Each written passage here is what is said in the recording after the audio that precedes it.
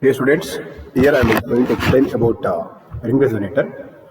The aim of this experiment is to study the characteristics of the ring resonator and find the resonant frequency as well as dielectric constant of the substrate.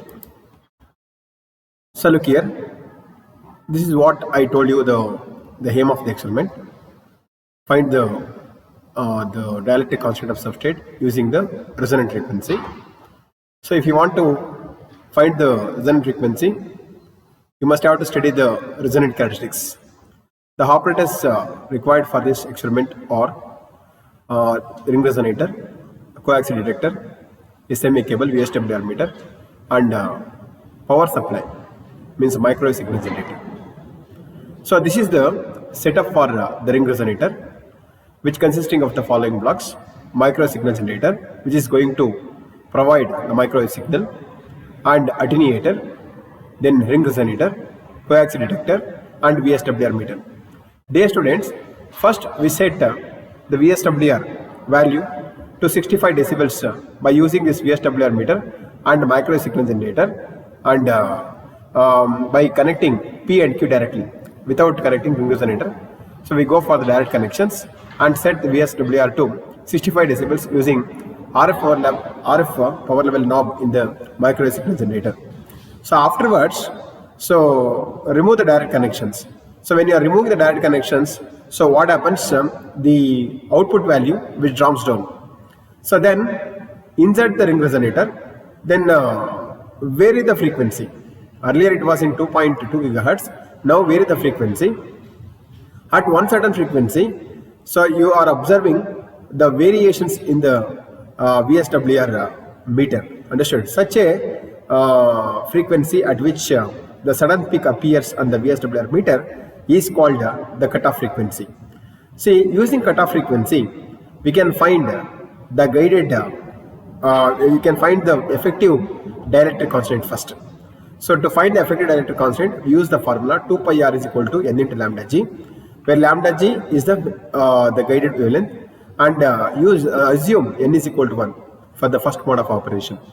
Then you will get 2 pi r is equal to v naught by fr into root of epsilon effective. Then find out epsilon effective. Then using this epsilon effective, we can find the dielectric constant of the substrate using this relation. Epsilon r is equal to 2 epsilon effective plus of 1 plus 10h by w whole to the power of minus 1 by 2 minus 1 divided by 1 plus 10h by w minus 1 by 2 plus 1, where r is the radius of the ring, which is 12 mm. These are the standard values. You must know these standard values. R is equal to 12 mm.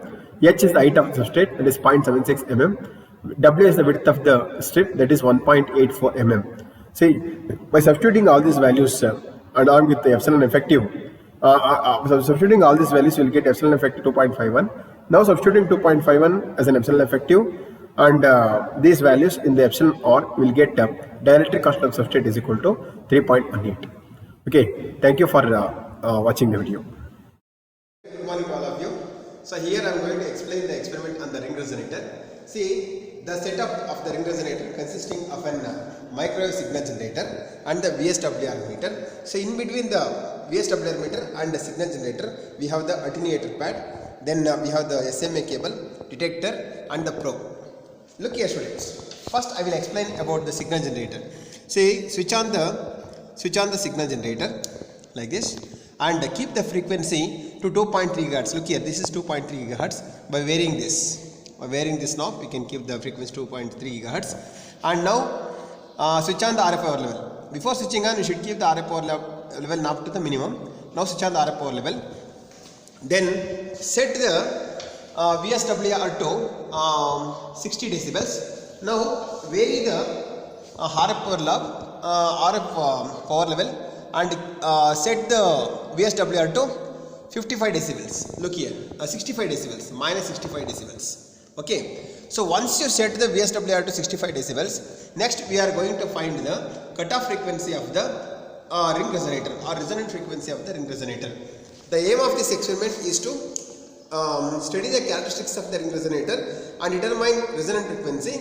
With the help of the resonant frequency, we can calculate the dielectric constant of the substrate. So now we are going to find the resonant frequency of the ring resonator.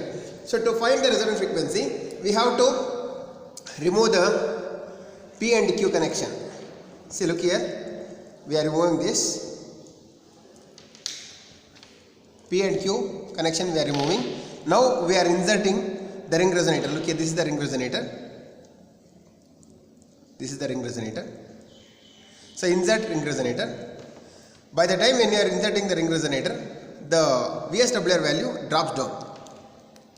Look here. Insert the ring resonator like this. So P and Q end is removed, and direct connection is removed, and we are replacing it by the ring resonator. See, look here, the VSWR value drops to 0. Now how to find the cutoff frequency of the ring resonator? See, now we are increasing the frequency from 2.3 GHz to like this. By varying the frequency, at certain frequency what happens? Sudden peak you are observing. A sudden peak sudden peak which observing, understood? The frequency at which sudden peak observed in the VSWR meter, that is your what is that cutoff frequency of the ring resonator. So look here.